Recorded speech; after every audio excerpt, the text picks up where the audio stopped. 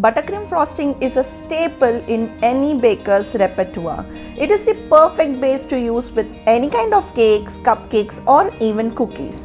But this Oreo buttercream frosting is even better than the original. I tell you, this frosting is made with no powdered sugar or heavy cream. The base that we are using today is of course our 2 ingredients condensed milk buttercream recipe that I had shared with you all recently. That being said, you can literally use any base like classic American buttercream or even Italian meringue or Swiss meringue for that matter. The technique remains the same, which is starting with softened and cubed butter. Beat it till it visibly changes color to pale yellow. Do remember to stop and scrape your bowl every now and then for even mixing.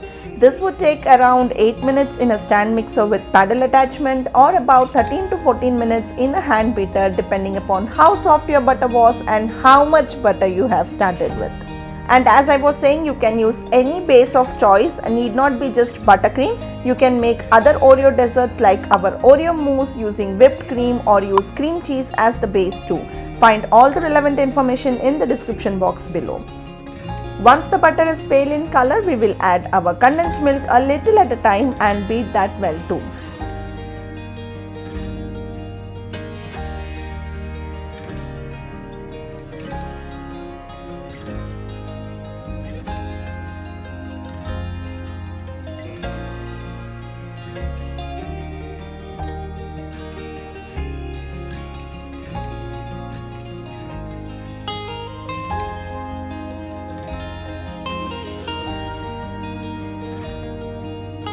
Finally, time to add the Oreo crumbs. I am using fine Oreo crumbs. You can use coarsely crushed too. Of course, there would be a difference in texture and taste. The pros and cons of it can be found on our website spicesandflavors.com. The link is shared in the description box below. So depending upon what final outcome you are looking for, you can choose whether you want to go with fine crumbs or you want to go with coarsely or chopped Oreos.